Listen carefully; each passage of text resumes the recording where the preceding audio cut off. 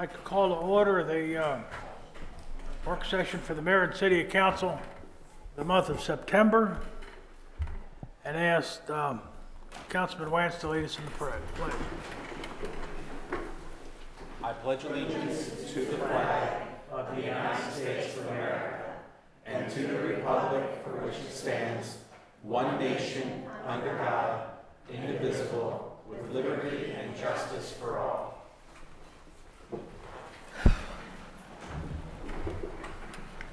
Boy, the month of September, where did summer go? But nevertheless, we have a full agenda tonight, and I thank you all for coming out to participate. Our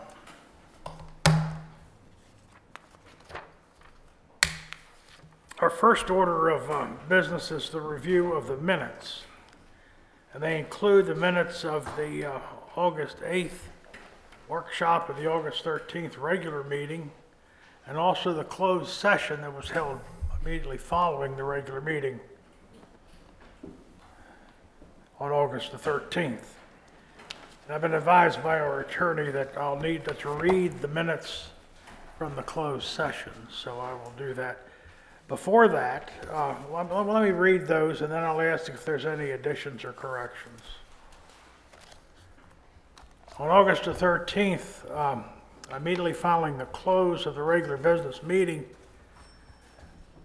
the Mayor and City Council met at 8:25 p.m.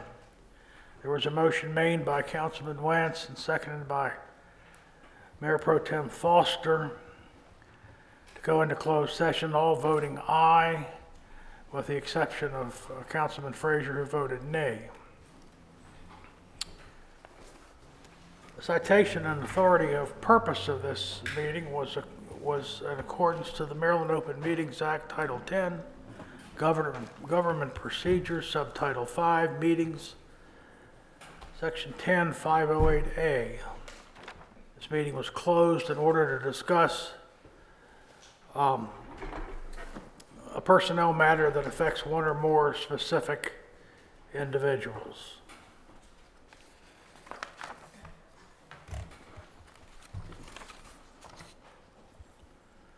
The topics discussed were two.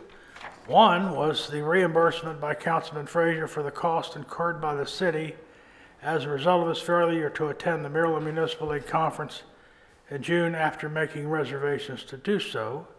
And the second item was the compensation for the interim or acting city manager.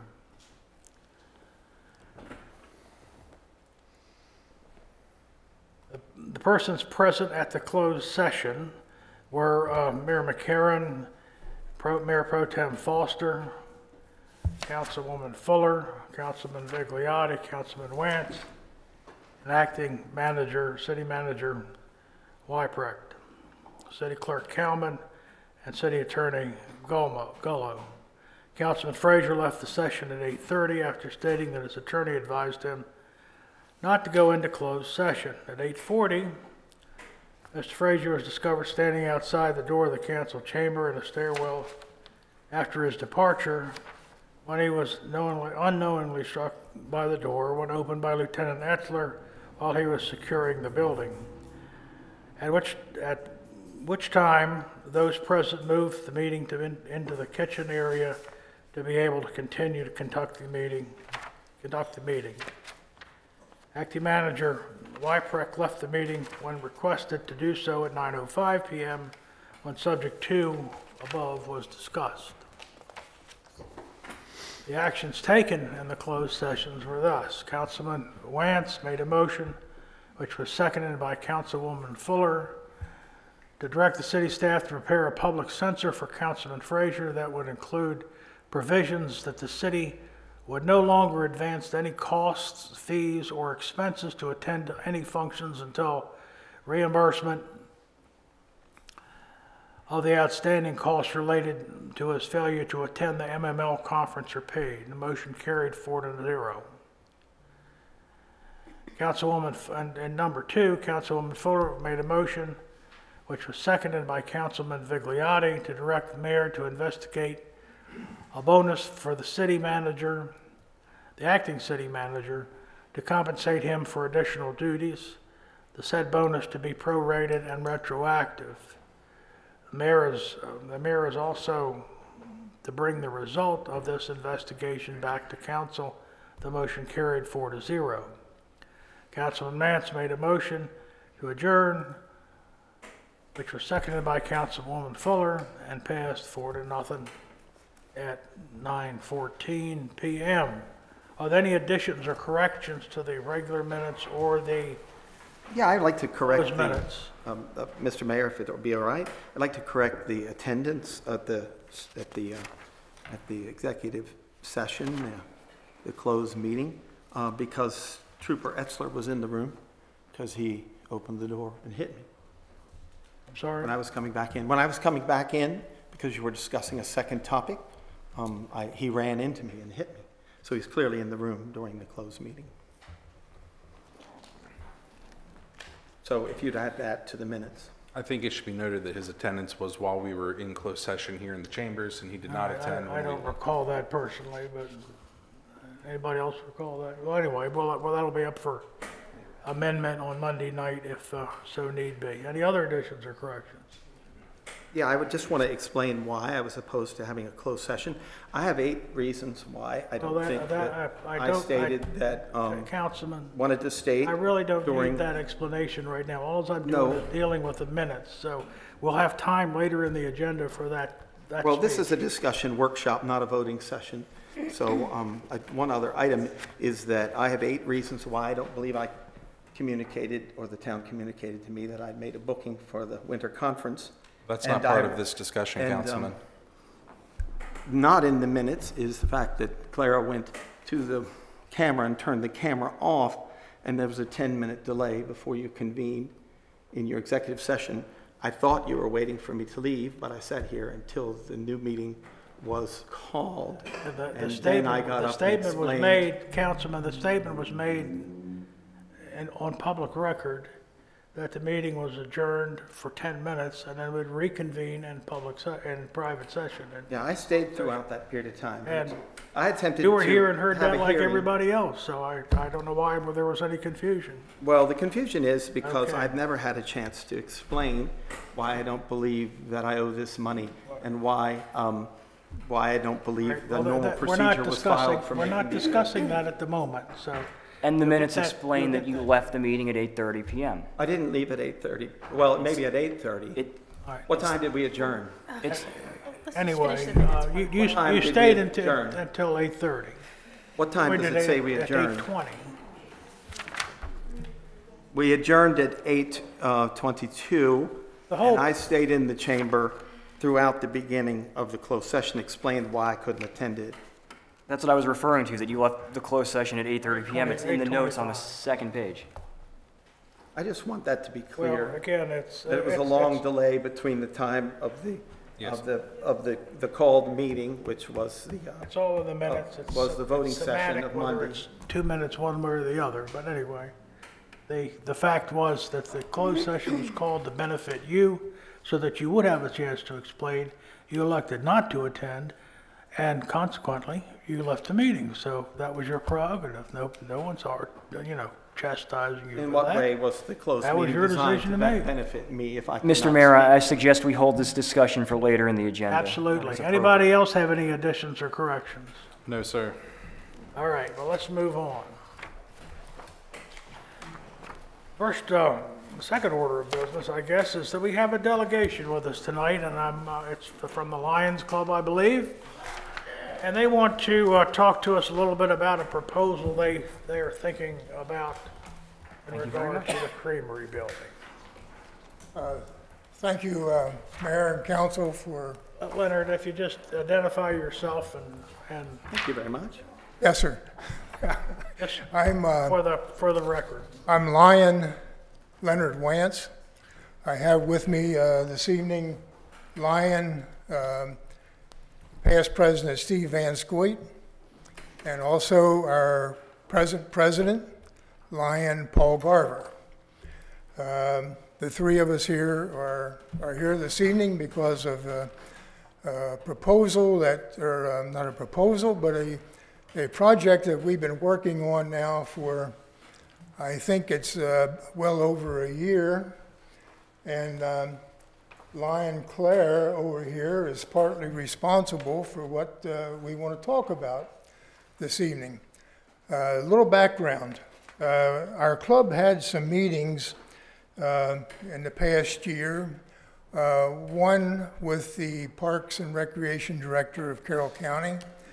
In his props, he pointed out the fact that of all the parks that are located in Carroll County by little blue dots, and I noticed that we in Taneytown had none. I asked the question of him as to why everybody around, including Westminster and so on around the county, had parks that the county provided and so on, and not Taneytown. His response at that time was, well, we paid for the land that is behind the present Memorial Park down here. That satisfied me for a minute, or for a couple of days, and the more I thought about it, I thought, well, you know, you buy land and you put in the infrastructure other places, why can't you do it for Taneytown? So then later we had the sheriff in as a speaker. The sheriff explained to us about all the drug problem and so on coming into Taneytown, where the drugs were mainly located, how they were getting here, and so on. And the answer to this drug problem seems to be keeping our youth busy and keeping them off the street. You may know, or you may not know, that our club's motto is "We serve," and we try to serve the community of Taneytown as best we can. In doing so, we donate to practically all the sports, youth and sports here in town that we possibly can. We have what we call a donations night in order to do that. So when these people come in to receive their funds, we always try to chat with them, and when doing so, the conversation gets around to one thing. We have a lack of facility in the city for indoor sports, especially during the wintertime. Naturally, we have the 2 schools, but I can remember as a kid growing up in Taneytown, we had more parks than what we had kids. Now, as an old guy in Taneytown, we have a lot more kids than what we have facilities, either in parks, outside parks, or indoor facility. This conversation went on, and Lion Claire happened to be at one of our committee meetings, and we was batting this conversation around. Lion Claire came up and said, where are you going to put this? And we said, that's the problem. And she suggested that we consider talking about the old creamery. We've thought about the creamery. We visited it as much as we possibly can. And we think that, yes, possibly something could be workable. Now, since that time, we've talked with Commissioner Wance, who explained to us the way to go about getting some grants, especially from the county and so on. We learned very quickly that in order to get something, you have to have something.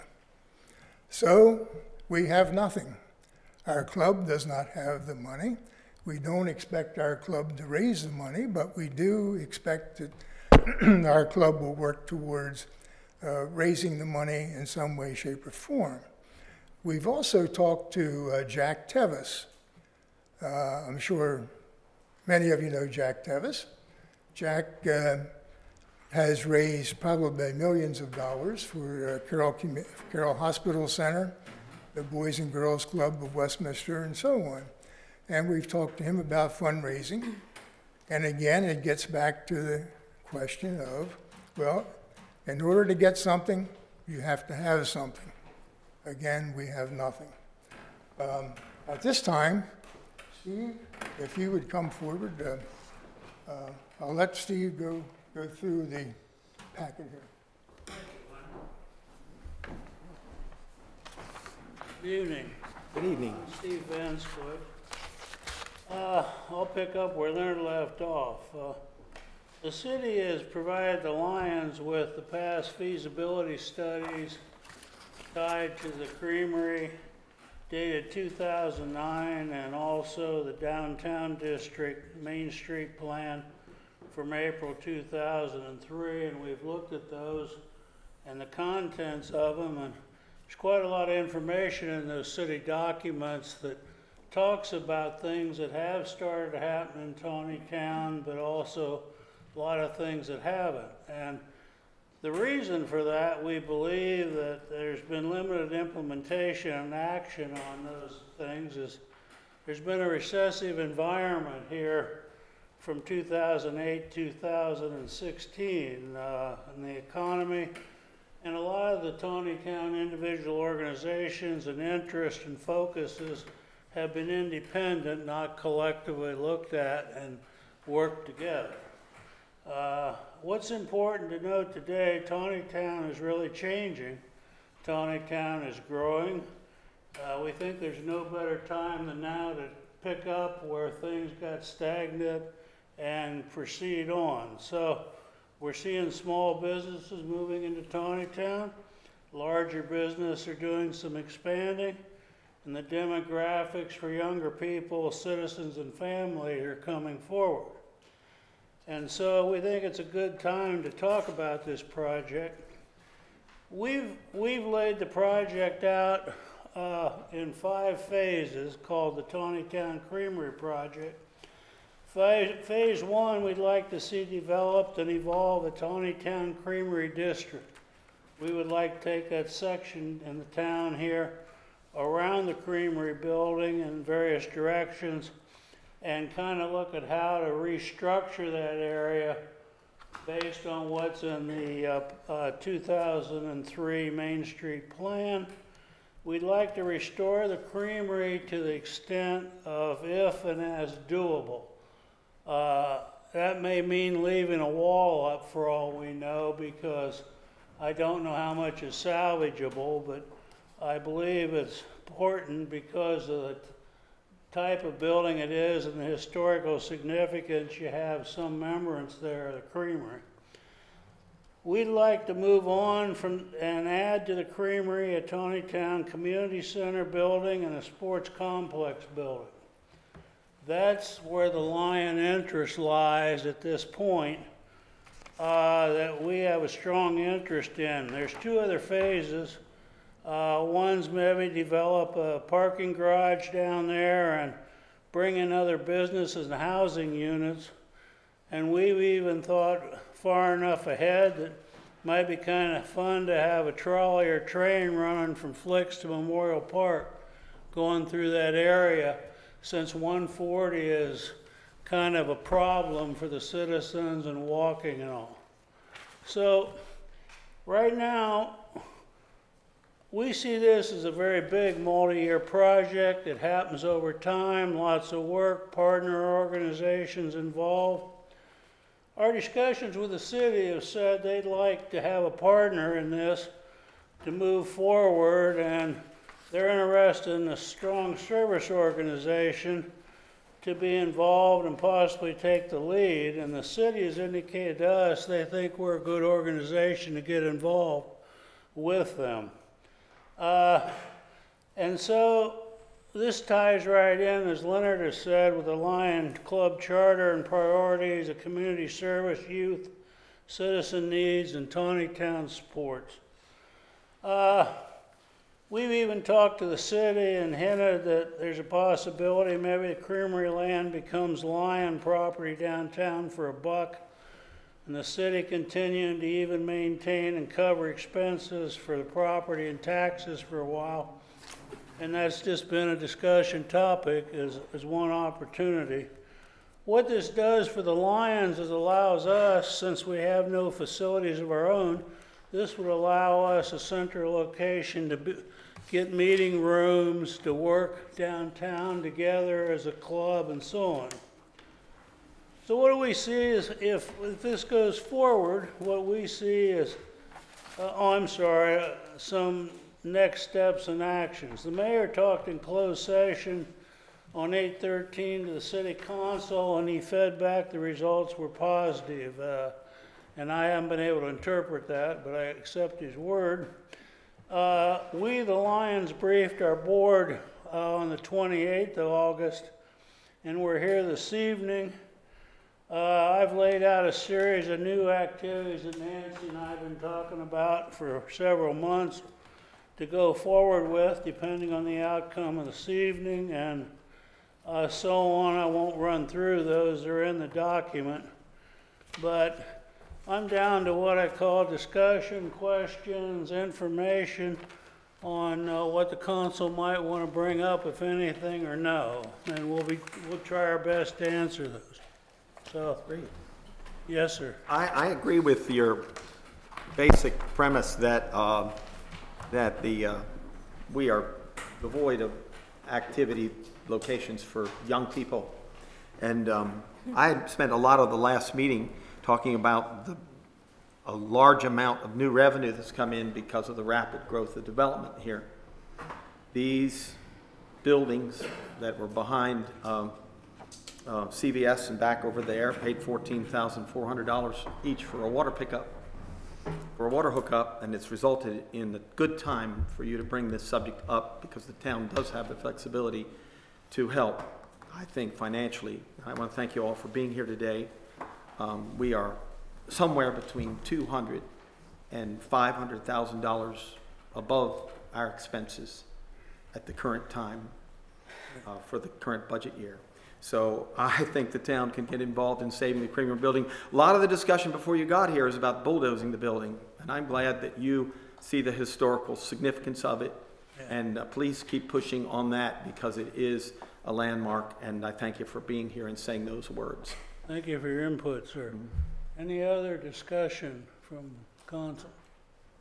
This is a huge project that will take many years, as you recognize.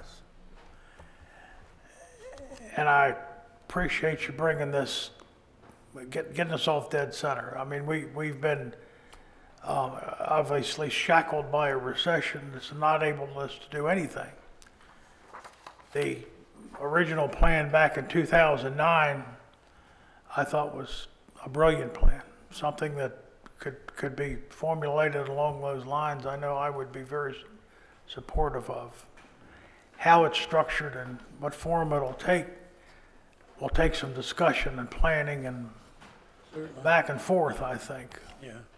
And we need to, to make sure that the partnerships that we develop are good for everybody concerned. So it's got to be a win-win, and I think it can be, both for the Lions, for the city, and for our youth. And I personally would love to see this go to the next meeting, or not literally the next meeting, but the next stage, I guess, is probably the best way to say it. Anybody else have anything? Can you give us a few more broad strokes on phase 3 add-on to Creamery, Taneytown Community Center building, and sports complex building? And I don't know if the property's large enough for a sports complex building. Is there additional property you've looked at around that, or?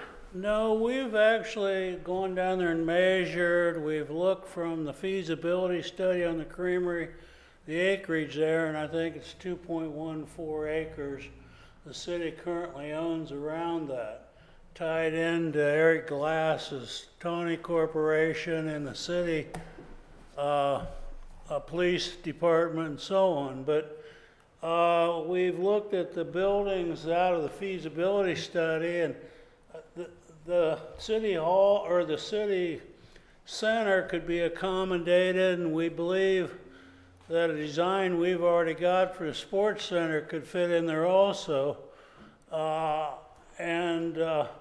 I think that would be solved by us moving back and updating the 2 feasibility studies to be current, which shouldn't take that much, and then move off of that. But I do believe there's enough room down there. I just want to add one more thing, if I might, Mr. Mayor.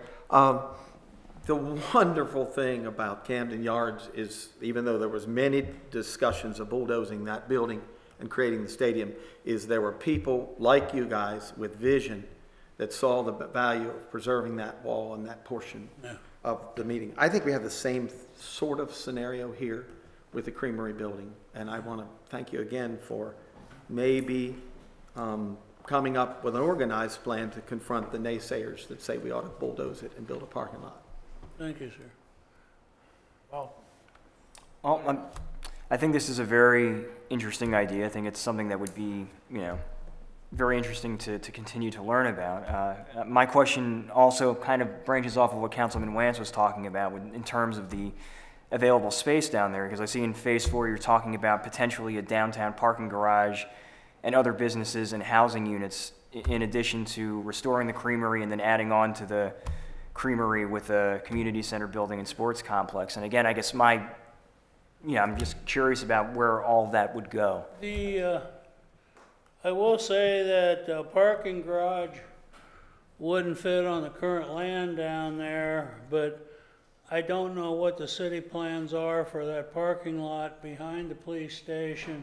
I don't know what the city's plans are for that area back where you dump the impounded cars and things like that.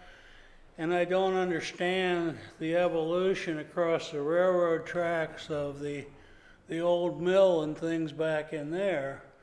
But if you look in the original study for downtown, that was all to become neighborhoods, maybe some condominiums and townhouses.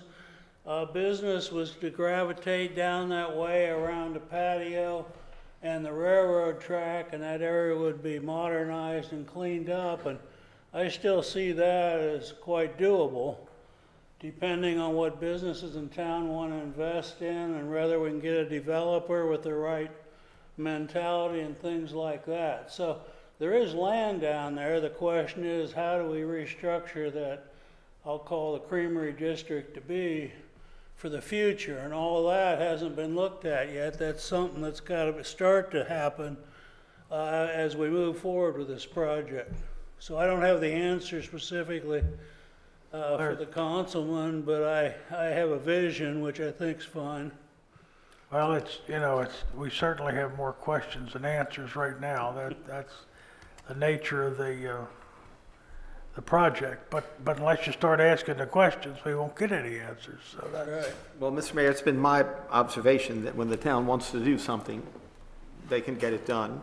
And for example, the gazebo, your vision brought us the impetus for building the gazebo in the park, and now it's a reality.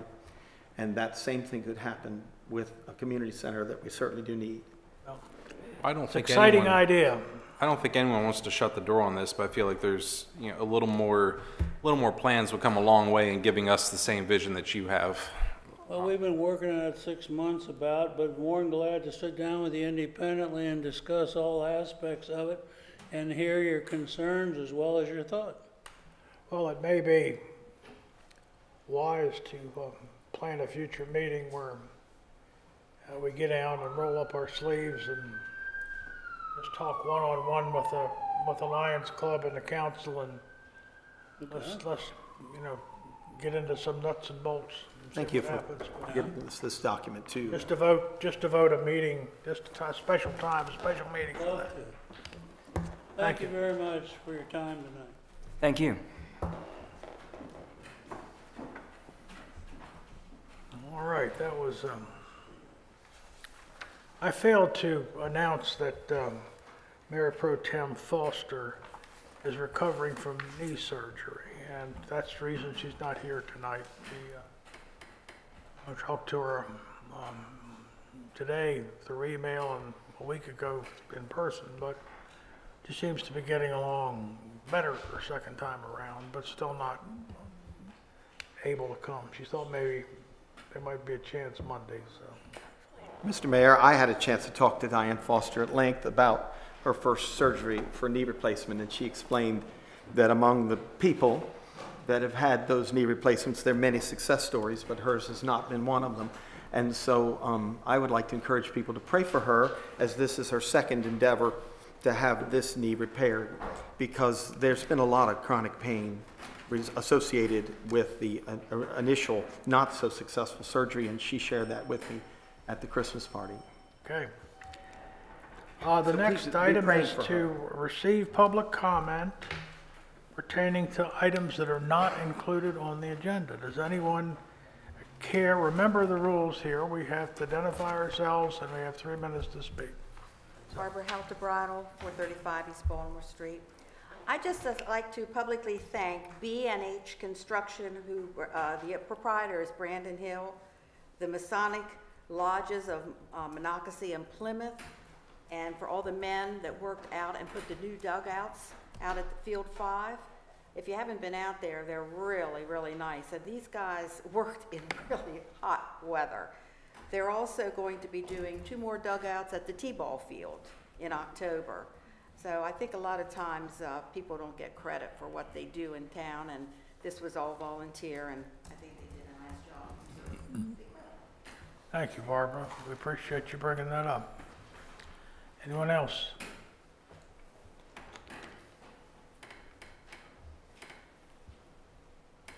All right, let's move into statement regarding conflict of interest. Does anyone on council have any conflict of interest in anything that's going to be discussed tonight?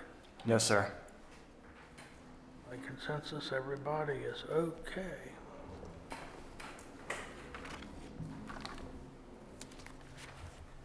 On Monday night, we'll introduce ordinance 05-2018, which is the ordinance concerning open burning. That is in your packet. Do you have any questions? Anyone have any questions on that? Yeah, I mean, we were originally given one version of the ordinance, and we were given a second one tonight, so I was wondering, you know, what changes were made, why those changes were made, and if we could be walked through those. Short version is we decided to keep it simple.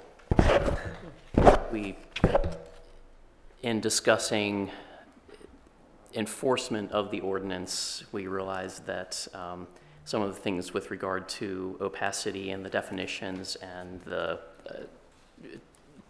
duration for visible smoke, things like that, were really not realistic in terms of enforcement criteria. So after hashing things through with Chief Tyler and Attorney Gullo and myself, we cut back on it significantly. So really we've shortened the language with Section 3 of recreational fires to hopefully make it a little bit more clear than the original draft was. And we took out the phrase "such as a campfire" because that sort of implies a ground fire, which is what we're trying to get away from.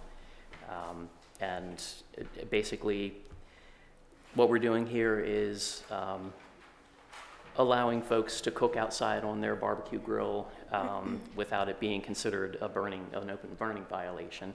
And you know, for construction sites, things like that, they can use a heater of sorts outdoors without it being a violation. And individuals can have a small fire for recreational purposes in a structure like a fire bowl, chimney, or similar device. And something that the chief was pretty strongly in favor of was that the device needs to be commercially manufactured so that we don't have somebody coming up with some gargantuan fire bowl that they manufactured for that purpose. So we tried to keep it fairly simple, and the whole idea behind this is that these would be exceptions to the permit requirement for open burning. Right now, the violation is if somebody has a fire, and again, we're really targeting the folks who are burning trash and are having big bonfires where there's soot and ash all over the neighbor's property the next day, things like that, or where it's creating a nuisance for people. So right now, that's difficult to enforce because any open burning, whether it's in a fire bowl, you know, that's 2 feet across, or somebody who's built a 10-foot diameter fire pit in their yard, They're both burning without a permit. That's the violation. So this gives us a little bit better opportunity to enforce the things that are really causing problems without clamping down on the things that aren't. So the intent being that we're protecting the rights of property owners, both if I wanted to do a campfire in my backyard, I could do that, right? But then you're also protecting the rights of my neighbor so that, they don't have smoke coming in through their window or something. Right. Can That's the idea. I ask a follow-up question? Sure. Can you talk just a moment about the people that do need a permit and how much that is and what the procedure is? Because I think that there's a difference between permitted controlled burning and these fires that have been outside of the law. Well, the current code requires a permit for any outdoor burning. We've seen very little activity in terms of people actually applying for those permits. And the idea is to make it difficult to do something like burning trash or burning green vegetation, things like that might be associated with clearing a property, or just somebody who wants to dispose of larger items that don't fit in the trash can and, or just is in the habit of burning their trash. Things that create dense smoke, things of that nature are really not supposed to be burned even with a permit. And the idea behind the permit is that it's really supposed to address things that would be a nuisance. It really wasn't intended to address the little campfire or the, little chimney fire. So as far as the current process, there's a notification component where the adjacent property owners are notified. I do not know the permit fee off the top of my head. We've issued very few. They're issued by the city manager. It's not a zoning type permit. It's one issued by the city manager. And to the best of my knowledge, we've only issued one in the past 10 years. I believe that was for a church organization who was having a youth event and wanted to hold a bonfire as part of that event. But that is an option for people if they want Yes. to discuss the nature of the one-time burning event. The town would be still open to that. Yes, and there still is that. So really, we're just adding exceptions to the permit. So you can still apply for a permit to do, a ground fire for some sort of an event. But again, in that situation, people would be notified, they would know it's coming, and it would be monitored and, have to adhere to some pretty strict criteria. You couldn't burn, even with a permit, you're not gonna burn tires, things that are gonna, anything that's gonna create dense smoke or, hazardous fumes, things that are gonna compromise air quality that much more. Well, I think it's an excellent improvement to the ordinance, and I thank you for your work on that. I think there's two things that I would like to say about it. A lot of the things I've seen elsewhere about fires and regulations, they talk about the height of the fire. I think that's something that should be addressed here. You can have something that's 3 feet in diameter, but you can make a 10-foot tall fire in that. And that's something really what the problem is, not the fact that it's only 3 feet, it's that it can go tall.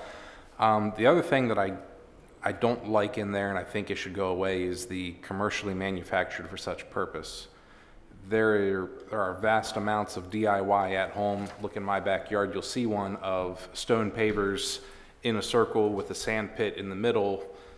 We use it to do s'mores. And to require people they have to buy something commercially manufactured just to have a campfire in their backyard, I really don't think that's appropriate. So I'd like to see that struck out of there. I had that in addition. I said there's the trend today is away from chimereas and toward fire pits. And you can buy commercial fire pits that are at Lowe's and Home Depot, but some of the most attractive fire pits are as Brad describes. They have pavers in a circle that have a sand pit that's dug into the ground or partially dug into the ground. And that's what you'll find any landscaping company installing. And they're professionally done. I mean, that landscapers make a lot of money doing that, installing that in your backyard. And I think we need to accommodate that. Would some of the issue also be alleviated if you were to include a distance from structures? Oh, absolutely. I mean, whether it be 15 feet from a house, because you can put it 30 feet from your house and have it be 8 feet to your neighbor's house, so. And typically you But do I it don't from wanna- property, well, I guess it has to be structure or property line, really, because then it's, And you probably should, I don't know, I guess occupied, or does it matter? I think you can say, for example, cooking can be a little closer. I mean, that's a little more contained, because then they cook on their deck.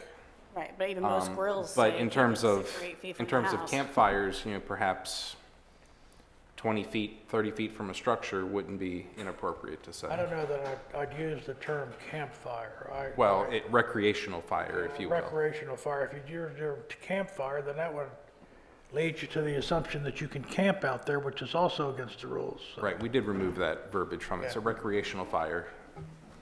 There are, one of the jurisdictions that we looked at in trying to find some samples to pull from or for inspiration, if you will, was Montgomery County. And they have, in addition to their ordinance, they also have open burning guidelines that specify the distance from the house and can't be a nuisance to neighboring properties and things like that.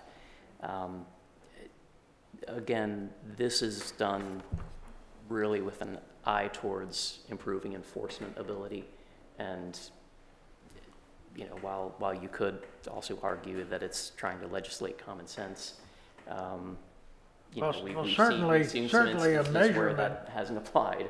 Certainly a measurement of some kind would be the easiest way to enforce anything. I mean, if your rule is 75 feet and it's 62, then that's pretty easy to enforce. Mr. Mayor, I think the distances that have been bounced around are probably a bit large when, and just knowing from personal experience that, having had an outdoor fireplace previously, that the manufacturer recommended it not be closer than 10 feet to a structure. So if we're talking 50 feet or thinking again, and there are two sides to it. Some people will be of the opinion that you shouldn't have a recreational fire within the city limits because lots are small, houses are close together, and it's a fire hazard to do so. Now, that may not be a popular opinion, but it is. That's the even more the opinion reason of for setback. I mean, for distance to buildings and property lines. Right. If their property's so small that they can't be 20 feet from a structure, then they probably shouldn't have a fire there anyway. But I think we should set a distance from a structure. I think it's. On that note, and then in relation to what you were talking about a little while ago with the height of the fires, something that I would actually like to see added to each of these sections. It's already in the first one. The tail end, it says the person does not create a nuisance, right? So, we've been talking a little bit about common sense, and we've been talking about, well, who sees what as what, right? So, for example, if maybe somebody down the block sees like a 2-foot fire as a nuisance, but I don't see my neighbor's 4-foot fire as a nuisance, then there's no problem.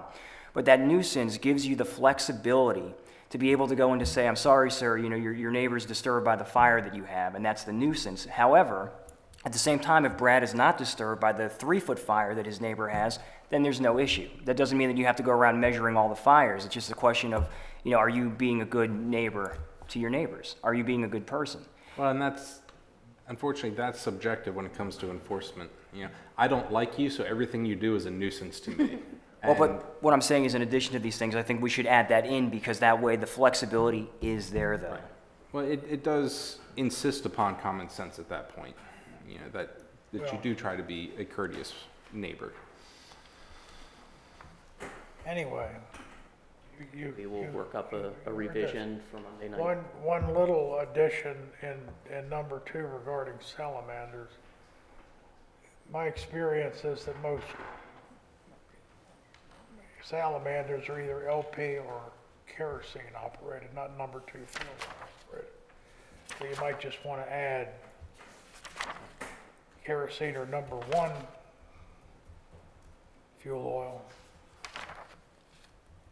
In addition to number 2, there probably are number 2 fuel oil, but okay. I don't think it's common. That's all. All right, anything else? I don't know whether that'll be ready for Monday night or not, but we'll see. We'll give it a shot.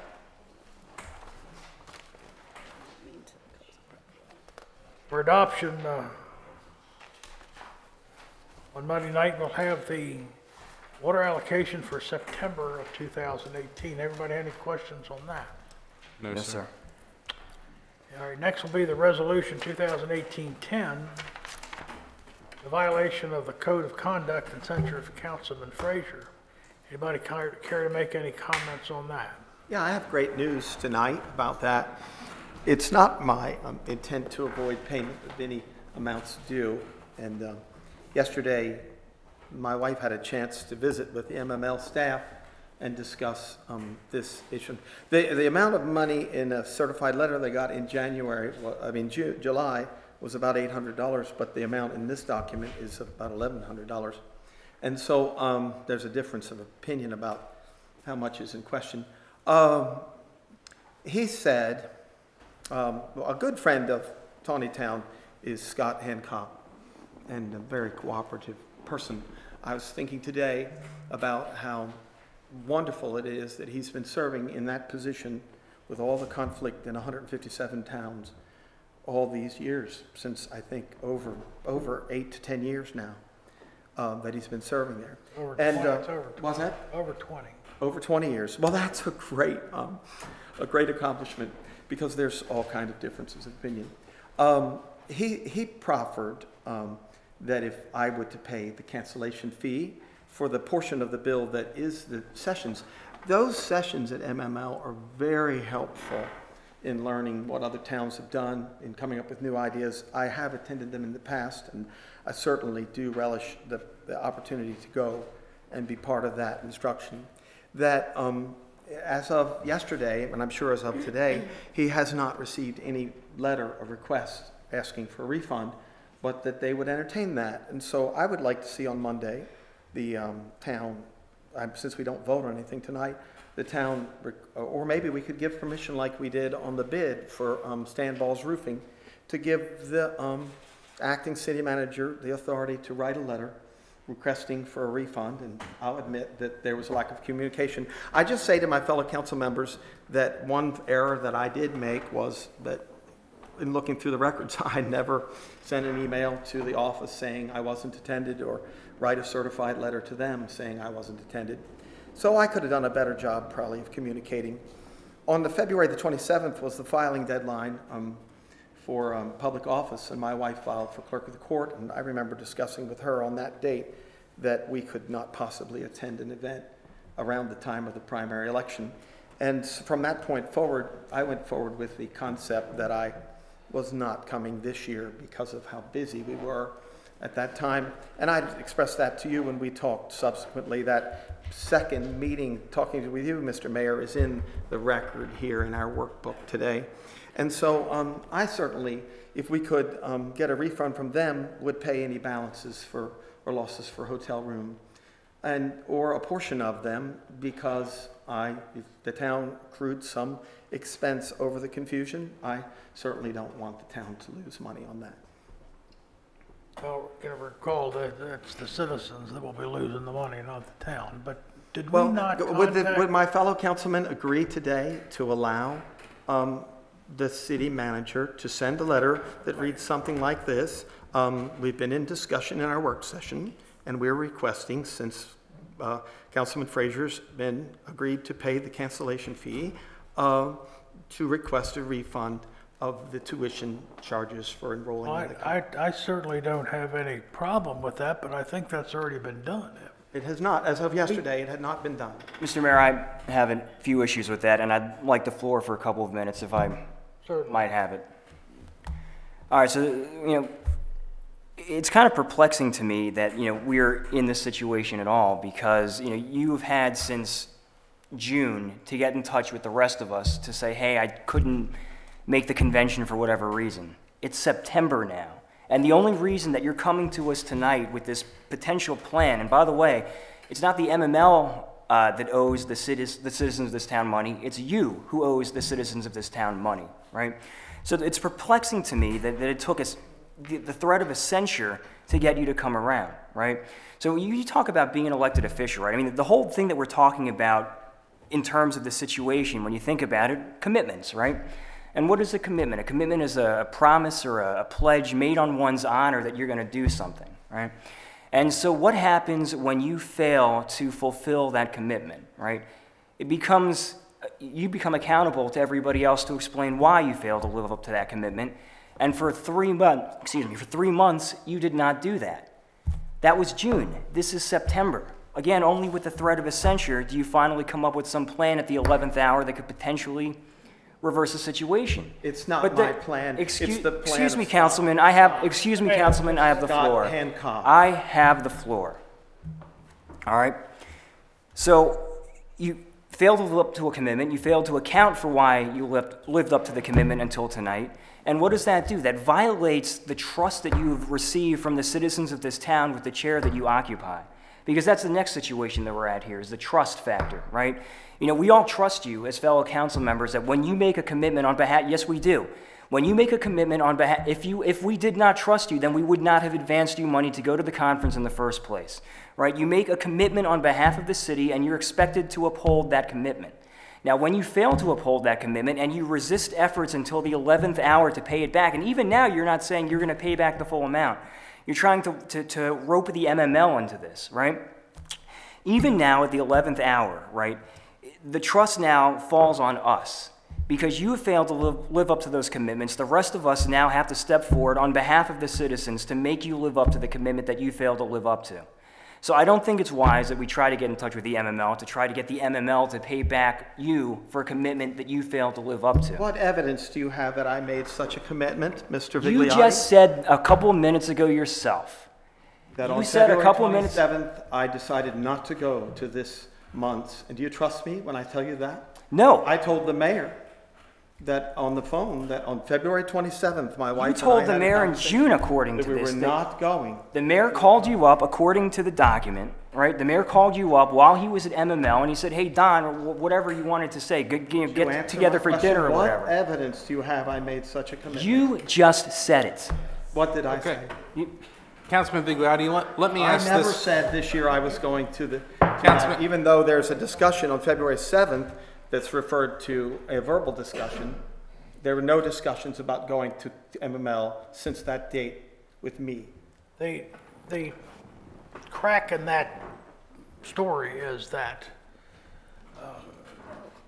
reservations were made for you and your spouse at the Clarion Hotel in Ocean City, where our traditional hotel is the Princess Royal.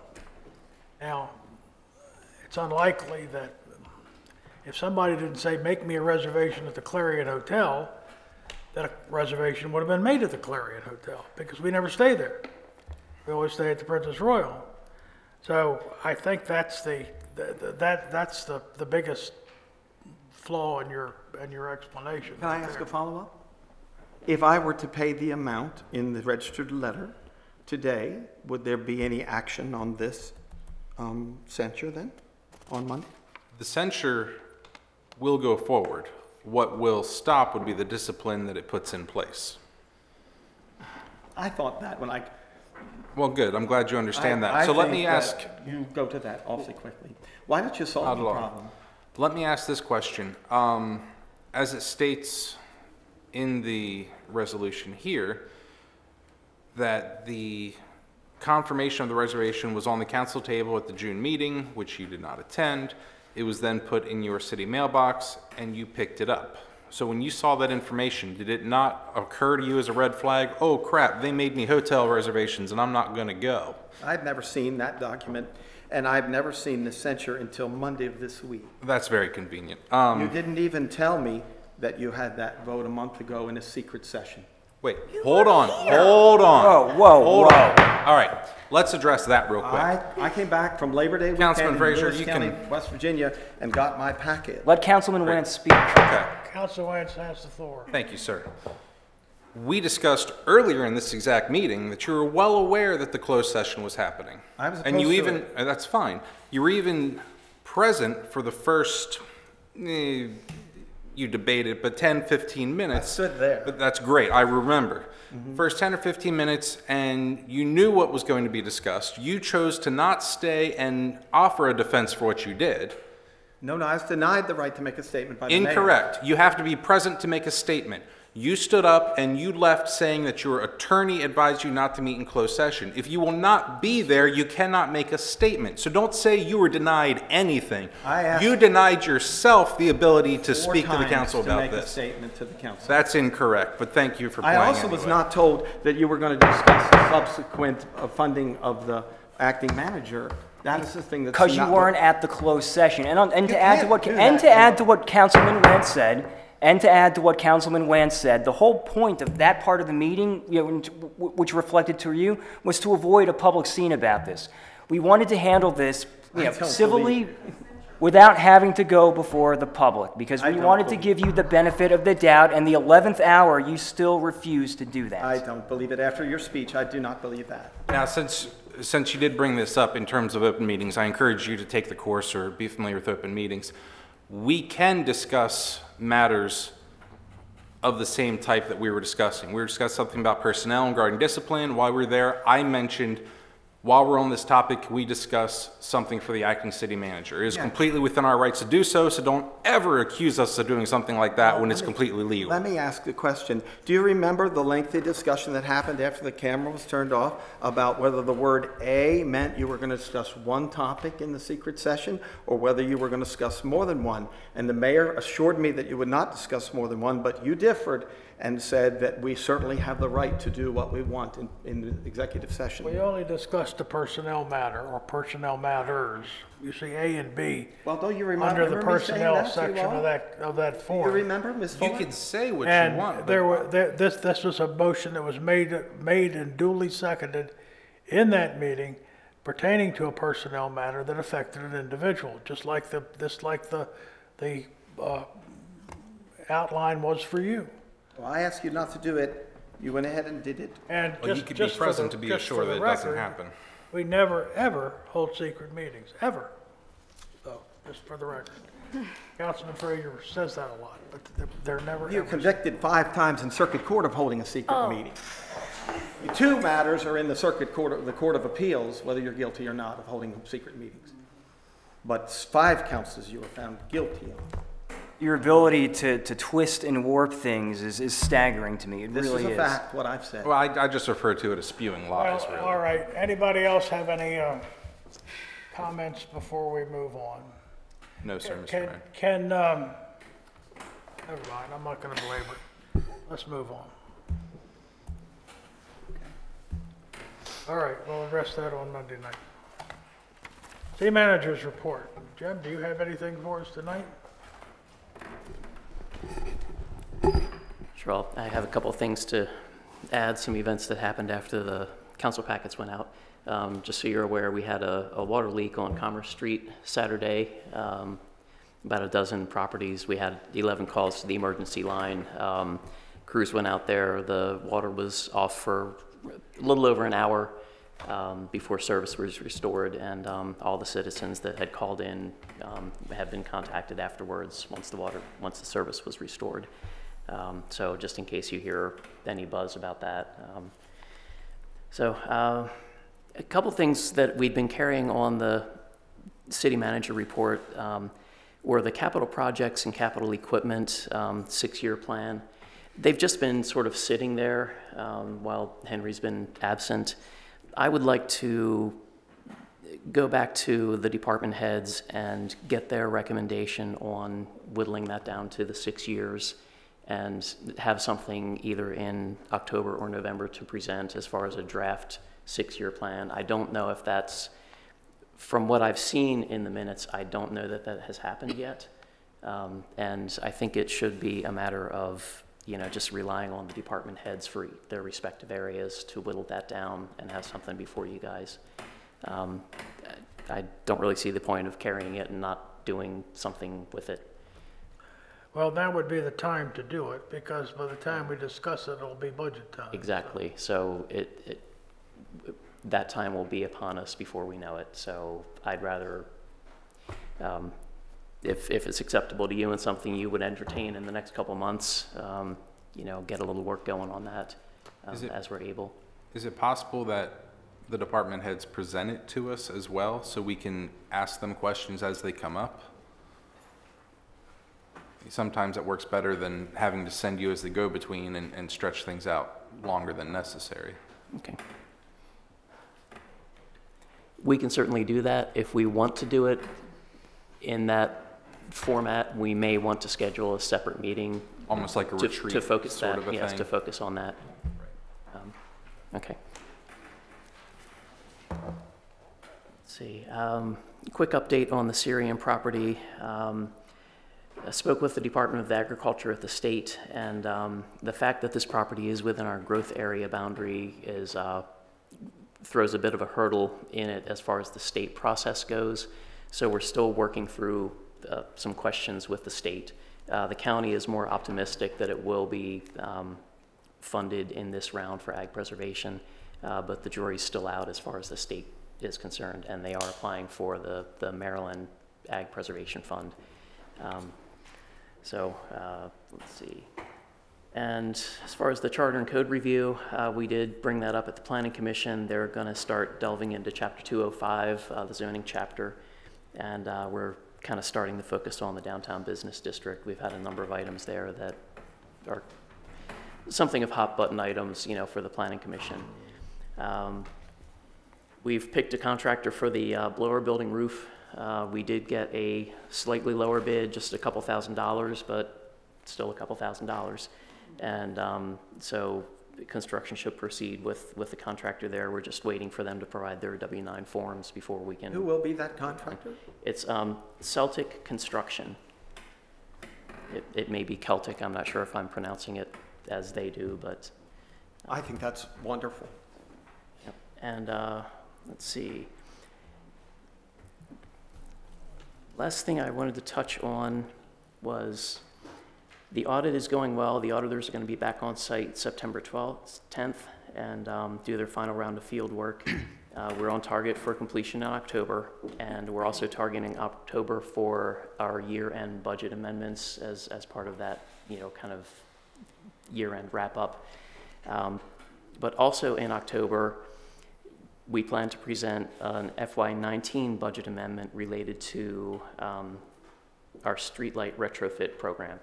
We applied for grant funding to be able to convert the last portion of the city from to LED streetlights. When we scaled back the capital projects to get rid of everything except the O'Brien Avenue Bridge, Kevin Smeek had already applied for the streetlight funding, and we did receive the grant for that. So we need to plug money back into the budget to be able to pay for the streetlights, and then we'll be reimbursed roughly $46,000 out of $60,000 for the cost to upgrade those lights. So our out-of-pocket is going to be a little under $12,000, and with the energy savings, the payback for that is about 8 years.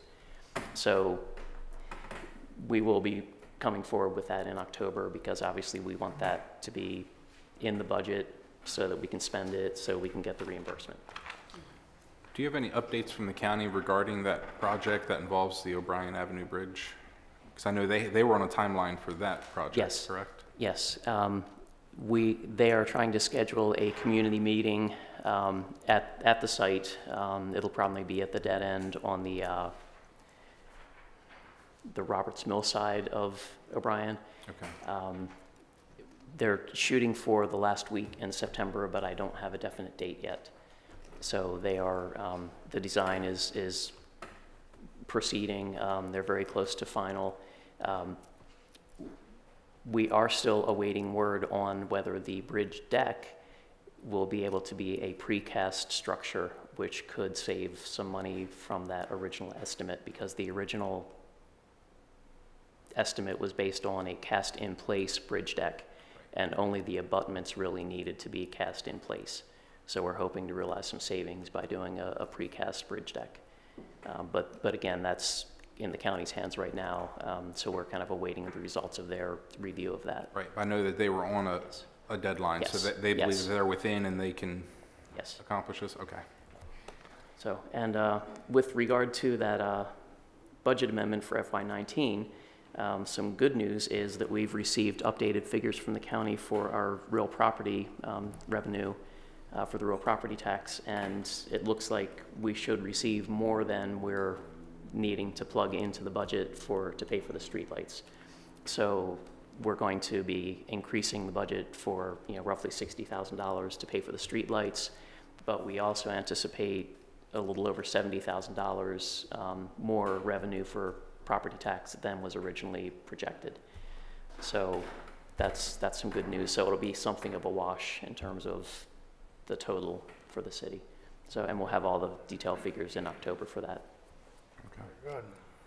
Jim, I was wondering too, I know we talked about this, I think maybe 2 months ago, or maybe a little longer than that. I haven't heard anything recently about it. I think it was called Taneytown Crossing, the plan or the idea of working class housing. Yes, the Planning Commission commented on that project at their last meeting, and they gave a negative recommendation for the Board of Appeals to consider. And after that, the developer actually just contacted us within the last couple days, and they've requested to withdraw their Board of Appeals application at this time. So right now, the project is not moving forward. Thank you for the update. I have one other thing to add to the report. I've been opposed to the completion of the O'Brien Street Bridge because of its high cost. You can access the far side of O'Brien, and the only argument made for this expenditure was that it might take fire trucks a little longer to get to the other side of the bridge. We've spent a fortune on that, and I'm not so certain that is penny wise. That is pound foolish to finish that bridge because of the high cost of it. Just to refresh your memory, the county's taking the lion's share of this project. Well, I know, and I listened to the arguments of that over a year ago about the amount of money that was being spent on the bridge and doubted whether that was wise. Well, so noted. Okay. Anything else for Jim? Are there any questions on the departmental reports?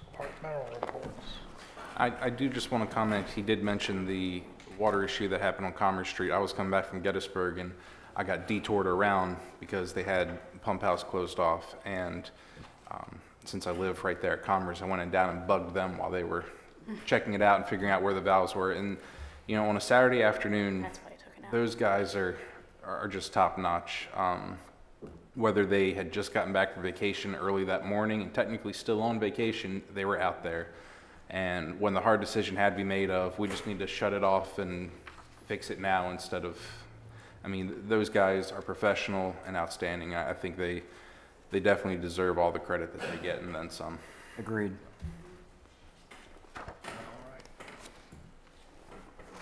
No questions on the departmental reports? Move into the legal report. Jay, do you have anything for us? Couple items, Mr. Mayor, to update you on. We talked last month about the Creekside development and the punch list items that was generated for them to complete, and they're working on trying to make those things that Public Works has identified, make them right. One of the things that they started to look at is they wanted to know, and this isn't for a decision, it's for you to think about because they haven't finished what they're supposed to do, but they wanted some consideration about reducing the amount of time the maintenance bond would be held. Typically, the Public Works Agreement has us hold the maintenance bond for 2 years on most things, and their rationale is that they have put these items in many years ago, and I forget, we could say 10 years probably, at least 10 years ago. They've been maintaining them, they've been sitting them there, and they're saying, once they're good to go, can we reduce the time period because 2 extra years isn't going to make that much difference. They didn't say that, but I'm paraphrasing what we're talking about. So that's something that you need to consider. And if you look at it in a practical aspect, everything out there has been put in and been sitting there. There are very few things that are new.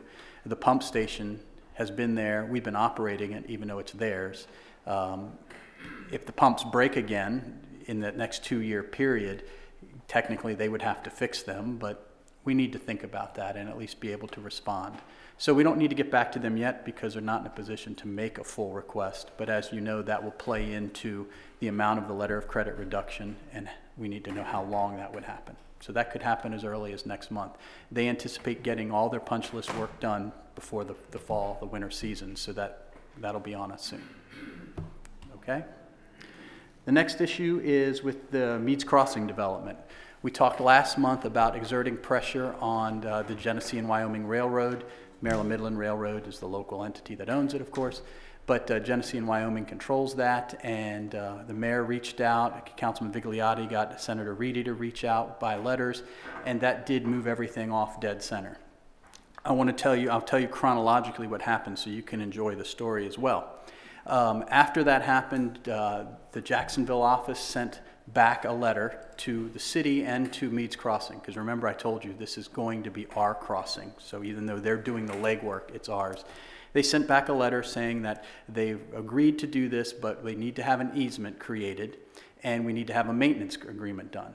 And so we said, well, as far as the maintenance agreement done, we're going to make Meads Crossing draw it up. They should pay for the cost of doing that. We'll review it and send it down there. And that would be pretty standard. We're going to be crossing a railroad track. How are we going to maintain it? Things like that. But as far as the easement, they said that we needed to, us and Meads Crossing needed to purchase the right to go across there because we're upgrading from a farm crossing to a municipal crossing, for lack of a better term. And they would agree to a one-time fee of $45,000 for that. And, that put everybody back on their heels to think that $45,000 would be paid by somebody, even if it was the developer. So we put the developer on that saying, you're going to have to pay this, so you better figure something out. And they've done some title work, and if you're familiar with the property, there's 194, and then there's some property, then there's the railroad track, then there's the Mead Crossing development. The property between 194 and the railroad crossing is owned by Larry Flickinger. And when you did a title review on Larry Flickinger's deed, that includes ownership of the actual track bed. So it isn't a right-of-way that the railroad has, or it is a right-of-way the railroad has to go across the fee simple land that Larry Flickinger owns. And Larry Flickinger has already deeded access to Meads Crossing to cross that right-of-way for their property.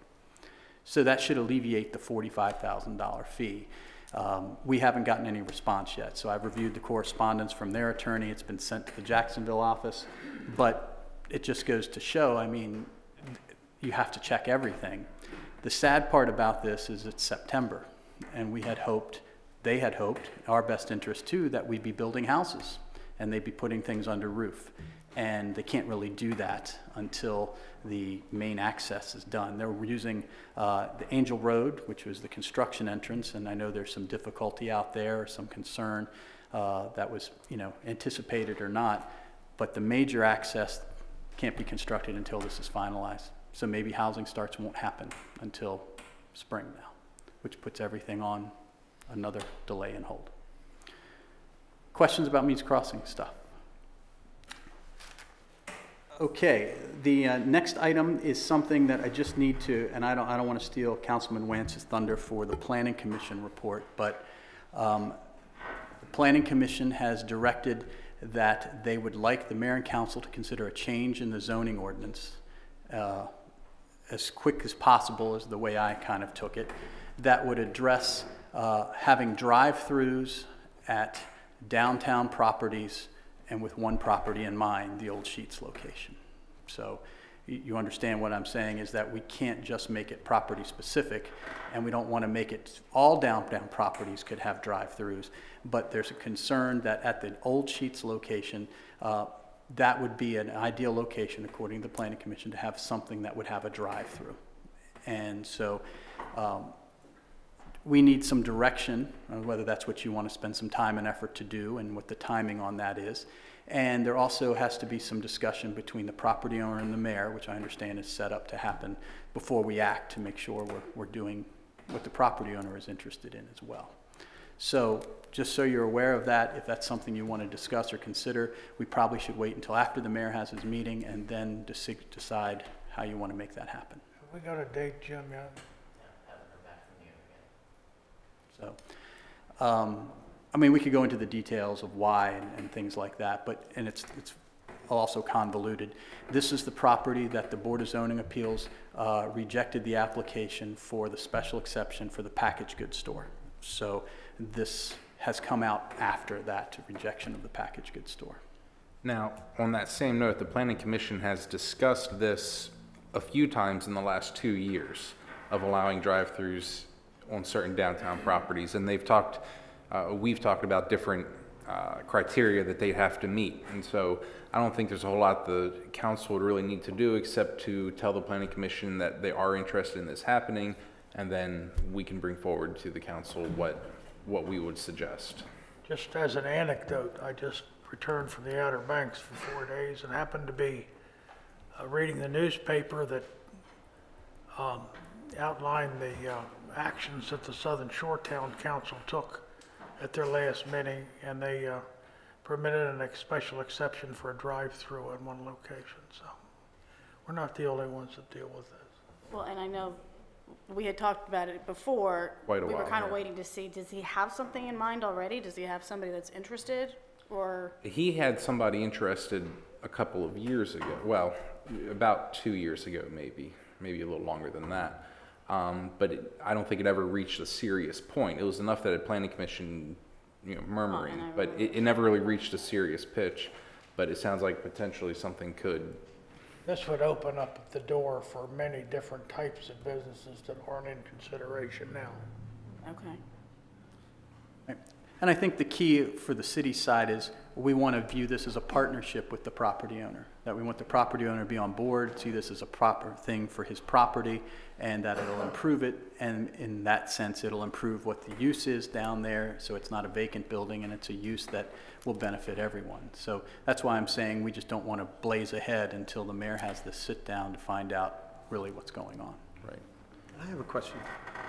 I had heard a rumor, a group of people met together to talk about it, that the permits had already been issued for an adult bookstore at that location. Is there any truth in that rumor, or is that not true? The property owner did come in and apply for a video and clothing store, video and clothing retail. Both of those are permitted uses in the downtown business district. Now, the type of video or clothing that he sells is not elaborated on in our code. So that opportunity is there for him if he chooses to do that. Okay, this person was laughing about the fact that they had deceived the town, but they said they had permits already in hand for that, and I thought that's not possible. We wouldn't have heard of that at the council meeting, or maybe at the planning commission meeting, that had already happened. The other question is it true that there's a case at the High Court in Maryland about 2 counts about whether it was willful or not to have a closed meeting? Is that true or not true? Did we just totally jump subjects? No, it's a legal report. He would know whether there's still a case and he's working on it. You mean the one your wife has, that case? Yeah, there were 2 counts that were appealed.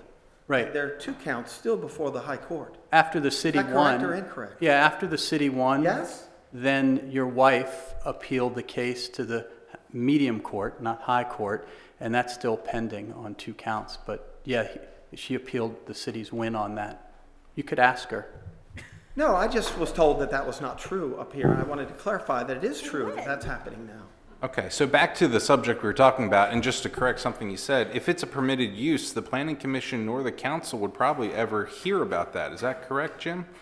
Because there's really no steps or approvals that have to come. It just goes through city staff. They say, yep, that's allowed, and it goes.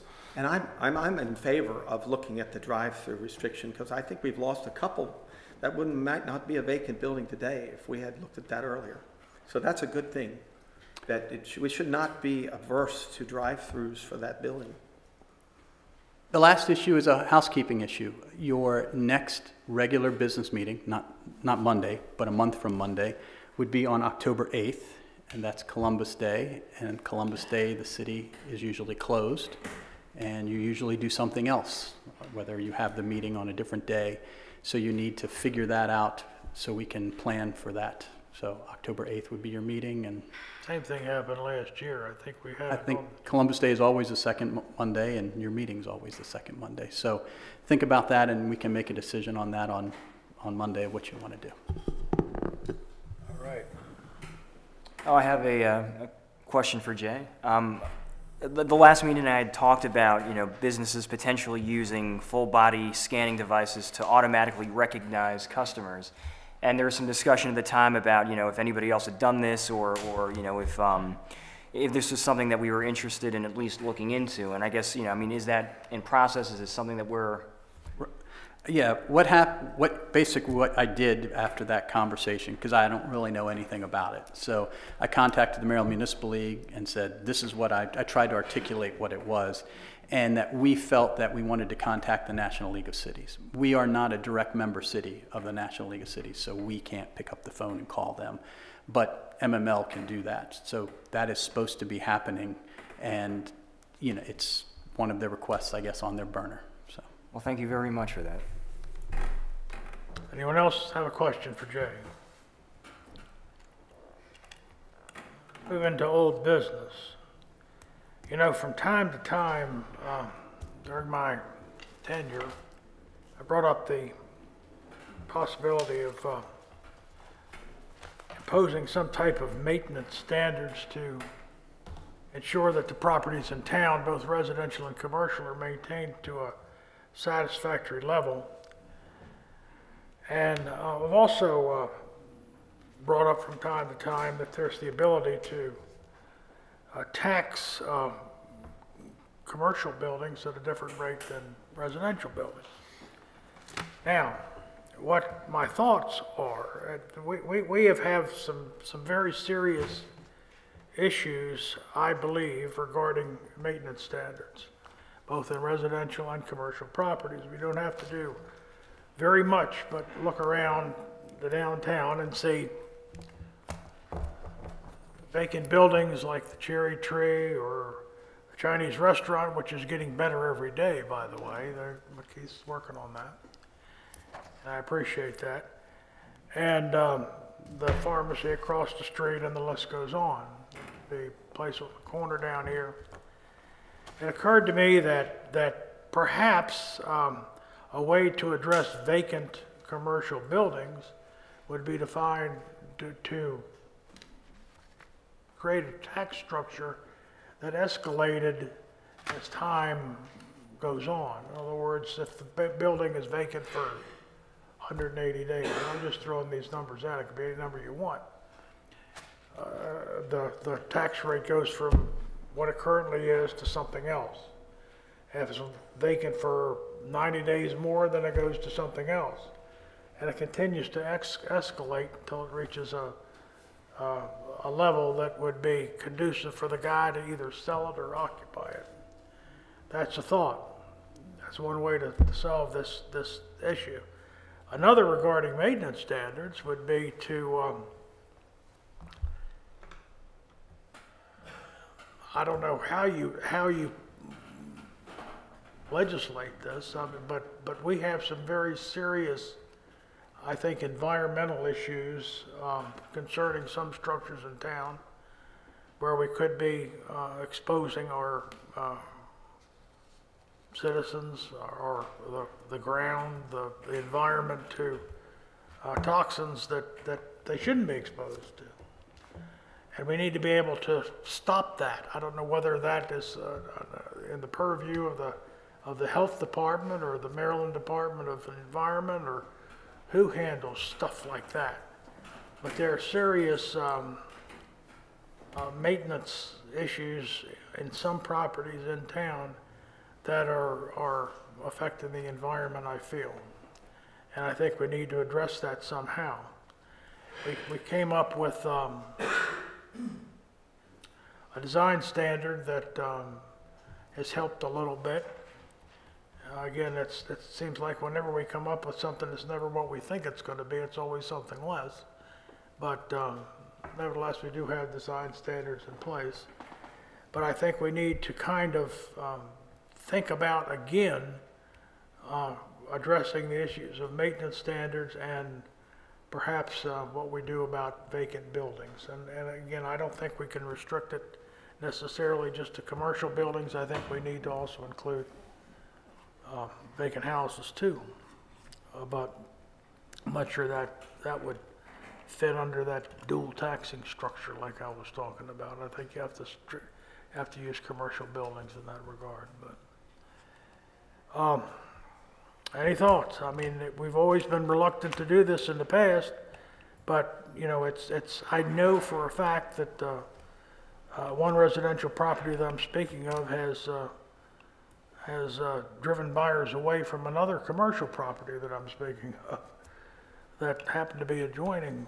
And, you know, I don't want my potential customers seeing that or being exposed to that. So it's a serious matter, and it's hurting our downtowns. It's hurting our any place.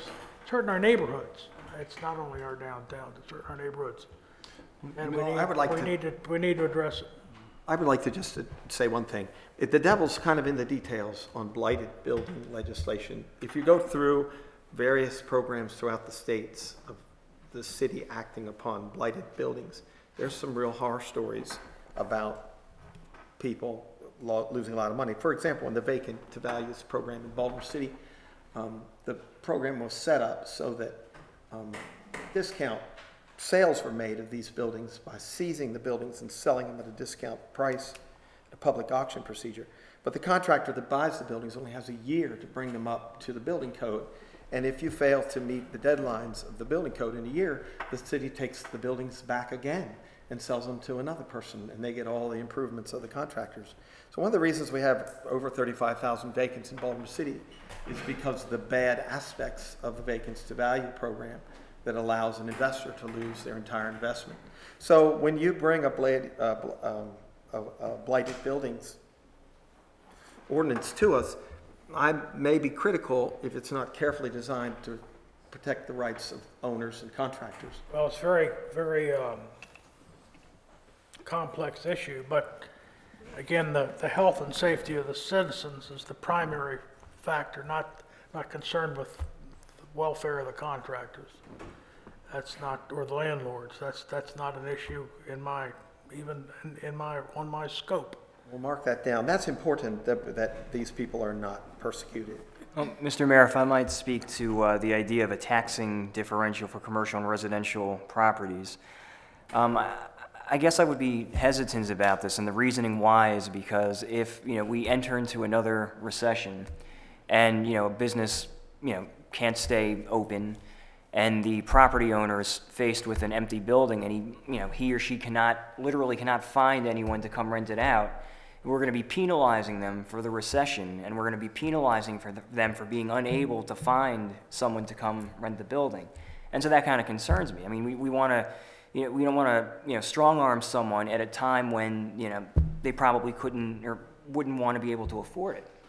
All right. So, I mean, what I'm saying makes sense, right? Like, I'm getting the point across. Okay. Yeah. Because, I suppose you're right, but in our particular case, the buildings that we're considering have been vacant for many, many years, and there's no interest or activity in doing anything with them except, I guess, letting them collapse. I don't know that what happens when one collapses. What do we do in that?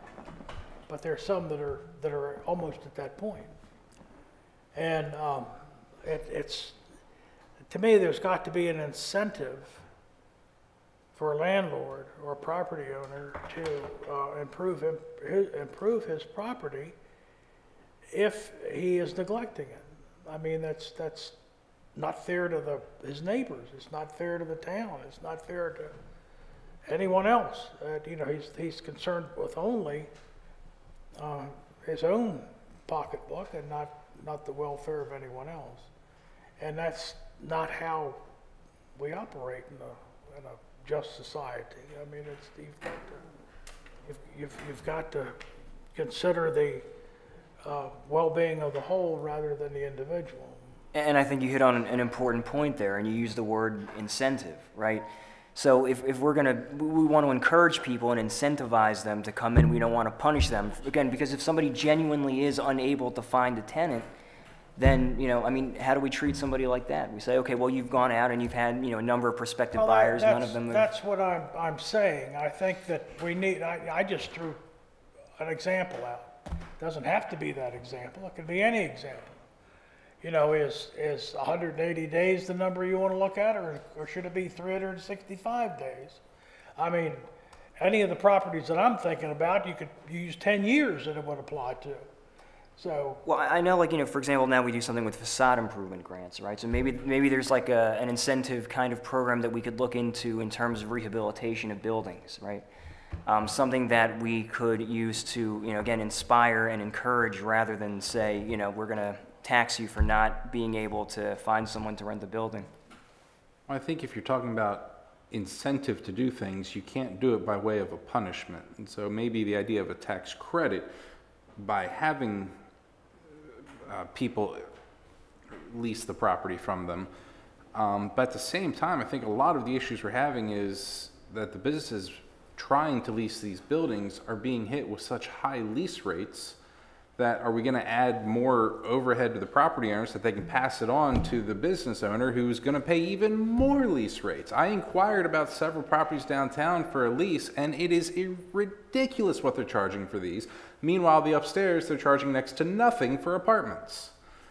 So I think we should also revisit the idea of, rental properties and having a rental registration that I think we should look into. now that's another Right. part of this. That's something else that I've been on my bandwagon before, is that our landlords need to be licensed businessmen like every other business in this town. I think if we put more burden on property owners, they're just going to pass that burden on to the business owners, and it's going to make for a toxic business environment in this city. So I don't think that's an appropriate Well, way to again, go. I'm looking for answers. I'm not pretending like I've got all the answers. In fact, Right. I got very few. I'd rather look into what other areas have done, if we can find some success stories, and just see what kind of, Well, every year, at MML's legislative committee, somebody brings up a legislative action request to address derelict buildings. And it's very complicated.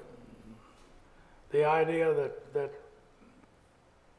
Councilman Frazier expressed in Baltimore City was one. Frederick had a similar type deal. We even investigated that at one time and decided that wasn't for us.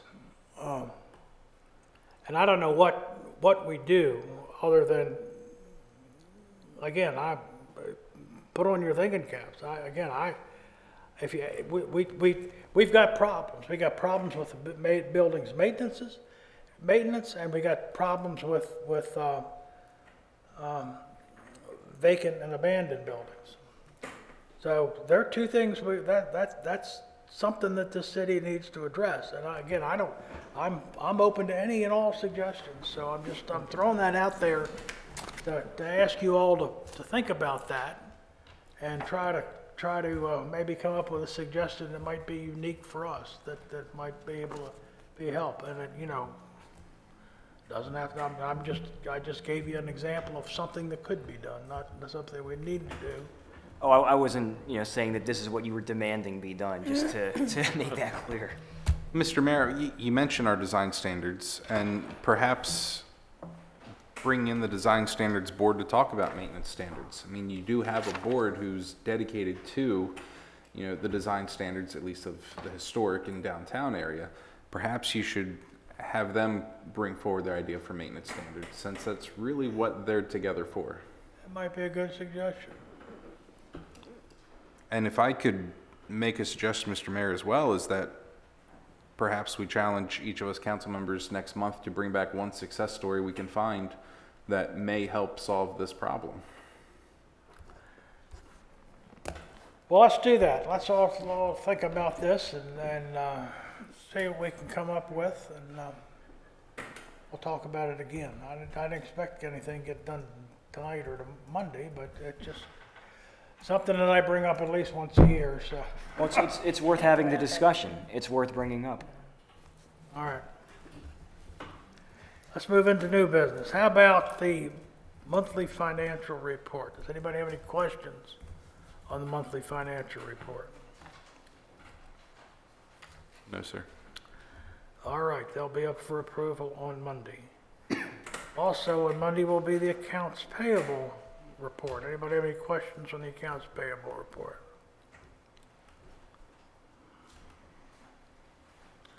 All right, that'll be approved Monday. Next, we have the benefit assessment amortization request for brewery fire. Jim, you want to explain that to us? Explain that to me. Sure.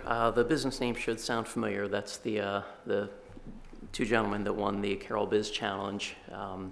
They are looking to develop their brewery at the former Curve site adjacent to Thunderhead Bowling Alley, or part of that building. They have requested that we consider some relief with regard to the benefit assessment for water and sewer, what we sometimes call impact fee.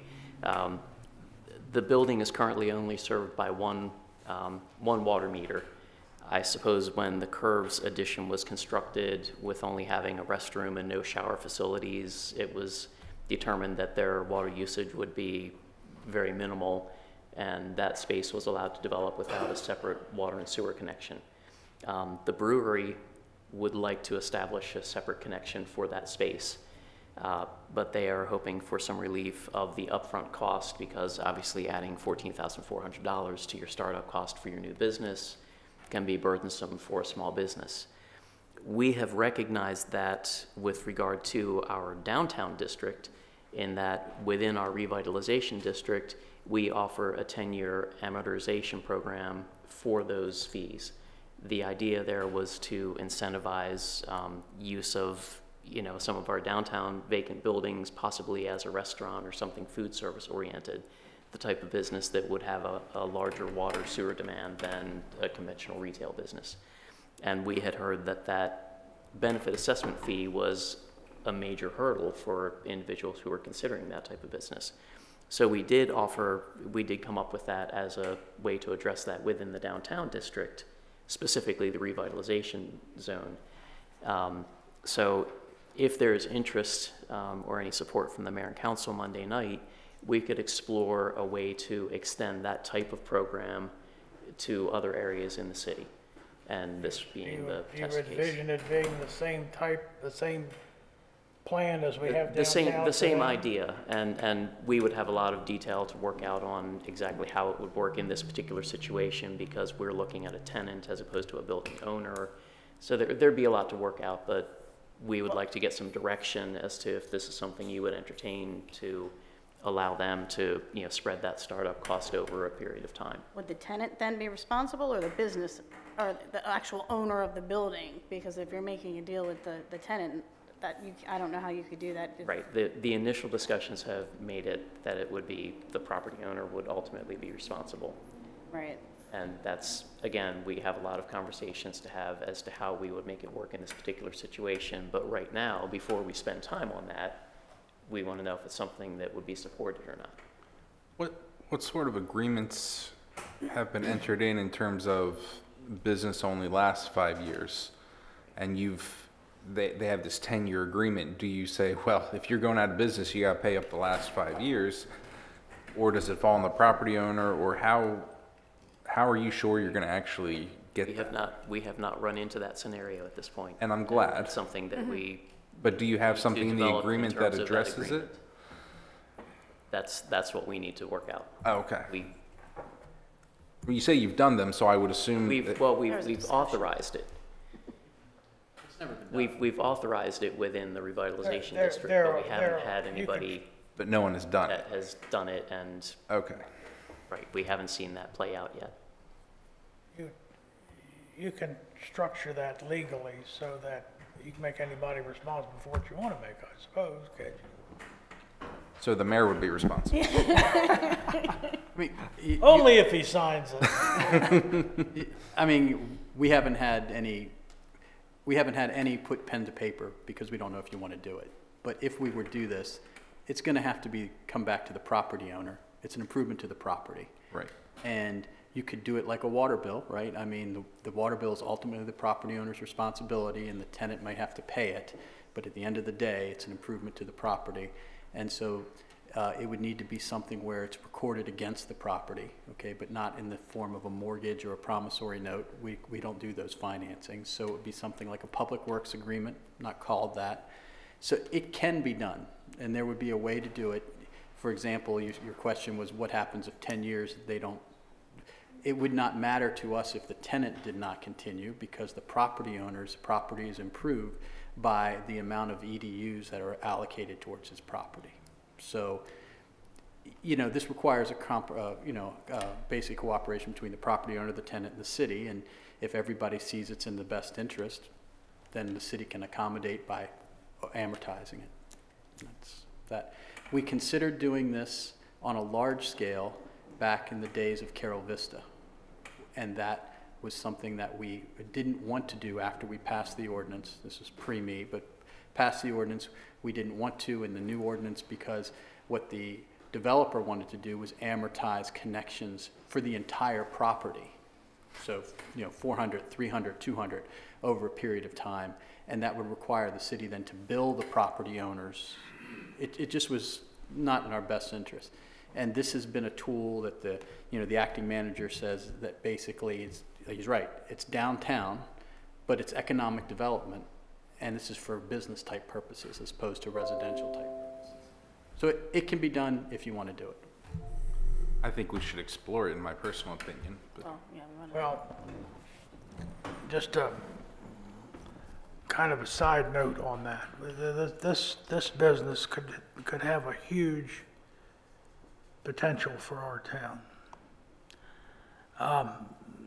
At the Carroll Business Challenge the other night, I attended along with Nancy and Mayor Pro Tem Foster, and everyone was abuzz about, what are you all doing in Taneytown to get these kind of business. The flower shop was one of the finalists.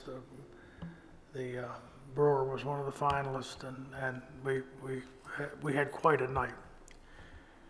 At mayor's meeting just last week, I had a number of mayors who were fairly envious of the fact that Brewery Fire was going to be in town.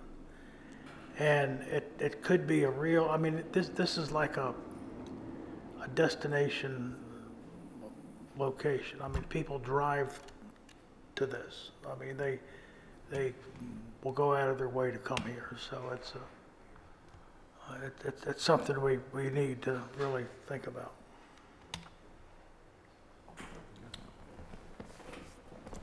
Okay. Do you have any further questions on that? All right, we have time for public comment pertaining to agenda items. Does anyone have any comments on the agenda items? Same rules apply, 3 minutes to identify yourself. Barbara Cook, Clubside Drive. You lost me somewhere on this drive-through in Taneytown, and you talked about Sheets. Is Sheets not a drive-through property now? Old Sheets. The former Sheets property. Yes, it is or it isn't? No. No, it doesn't have a drive-through window. Oh, I see what you mean, because I drive from 140 to Trevanion all the time. Right. But you mean like a bank teller? Right. Or a restaurant drive-through, yes. Anyone else?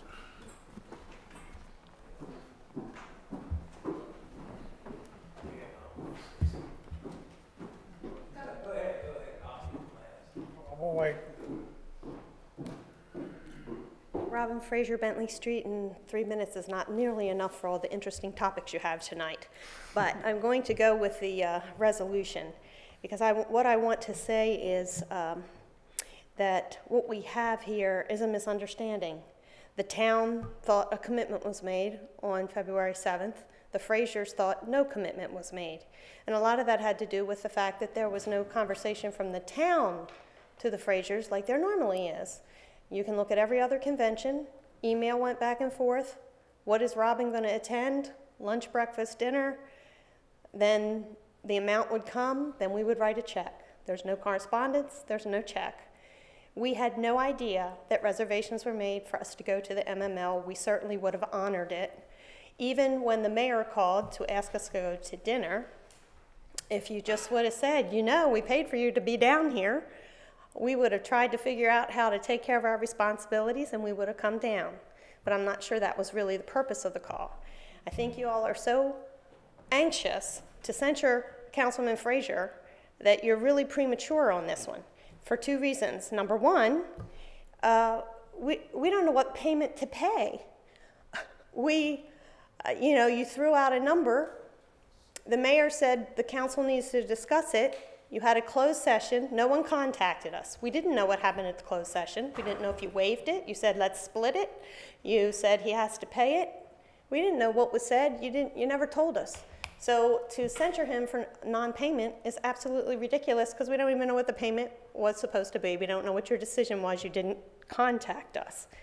The other thing, if you must not have read your code of conduct lately, but in your code of conduct it says that if someone committed to something and they didn't pay, that they would be responsible as long as the funds were not recoverable.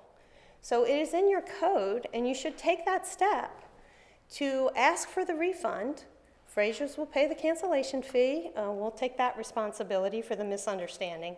But you should take that step because it's right in your code of conduct. And without that step, you all are disregarding your code of conduct, and maybe we should censure you. So I hope you take those things into consideration. I think Don probably has some more information for you to take a look at. Quick on a couple of the other things. The creamery, I would once again suggest that you go to the county. You have a Taneytown County planner, I'm sure you know, and I'm sure they could give you some guidance. The State Department of Housing and Community Development has grants. I'm sure you know that too. But those are folks that you should probably bring in on that conversation with such a big plan. It sounds like a great one. Thank you. Thank you. Anyone else?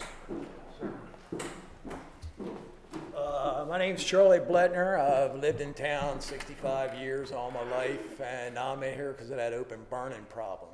I'm sort of here because of the reason why. I have a neighbor that cardboard, plastic, styrofoam, other people's furniture, anything he can get his hands on. I've been dealing with this for 5 years with Jim, and nobody does nothing about it. And I finally went to Tyler, and he got on the website and said that the fire marshal code is 25 feet from a structure. And if you're within that 25 feet and you get caught, it's a $1,000 fine. The next day, he comes up to the person's house next door to me, measured it, they're 15 feet. He shuts him down just like that after 5 years. And nobody seems to know what the footage is as far as from a structure. And the fire marshal says you guys can do anything you want. You can make it 10 feet, 25 feet, 50 feet from a wooden fence. I have a wooden fence, you know what I mean? And a property is only 30 feet wide, this guy was burning. He's already burned the siding on the house. I showed pictures to you, I think. I showed them to Henry, but nobody did nothing to him. They sent letters to him, still nothing. And he says, Wance says about the pits, well, do they get permits to put them pits in their backyard when it's on the code that you have to have a permit? You know what I mean? Nobody was doing nothing. My wife and me don't want to live in Taneytown no more. We want to get out. You know what I mean? Because we've been putting up for 5 years. He had a shed fire and a car fire. And the car sit there for 2 months, still burned. And nobody did nothing about it.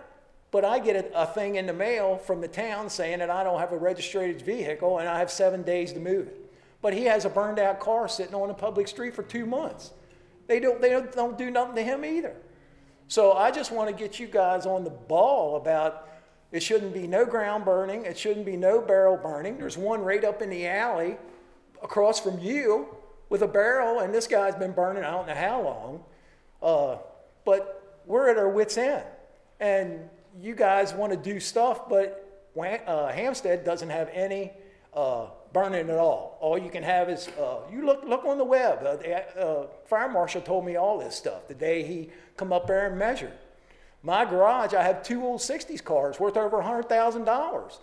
And I said to Jim, I said, if my garage catches on fire, am I going after him or am I going after the town? Well, I'm going after you guys because you don't do nothing about the burning problem. So that's my main concern is the burning problem. I've talked to Joe, but nobody does nothing. and the houses in town are kind of old. So I would think that you would want to be sort of precautions about the burning, about burning some houses in town. So that's all I have to say about it, but. Just to address your comments, when I heard about this, we moved forward with Well, I know, 'cause decisive action. I threatened Jim and said, I'm going to Carroll County Times. I said, I'm going to put it in the paper. Nevertheless, the point is, there's legislation on the docket tonight I know. that will be acted on Monday. Right. So you can rest assured that after Monday, things will be different. Well, I hope so, but Mr. Wance is still saying that those round pits you can have. Well, you can still burn 10-foot flames or whatever, and this guy next to me was doing it all the time. And I complained and complained, and nobody would do anything. Well, so how do you live with the town? And again, in my opinion, the ordinance we had to begin with was perfectly fine. I mean, I've said before that somebody can tell the difference between a recreational fire and a bonfire. I mean, that's not hard to figure Where out. I live, 7 properties, 5 of them have pits in the back that they burn, out of 7. Now, if every one of them lit them up at one time, well, I'd be all smoked out. I wouldn't be able to live. My house is always smelling like smoke. Again, my garage smells like smoke. We're addressing it, and we'll have something on Monday night to discuss even further. Well, I hope so. If it needs to be amended, we can amend it at that time. Because Tyler said no ground burning, no barrel burning, and if you get caught, it should be a $500 fine. It shouldn't be something $100 or slap you on the hand. It should be, somebody should be fined for it. I thank you for your comments. Thank you. I hope so. Anyone else have anything to say?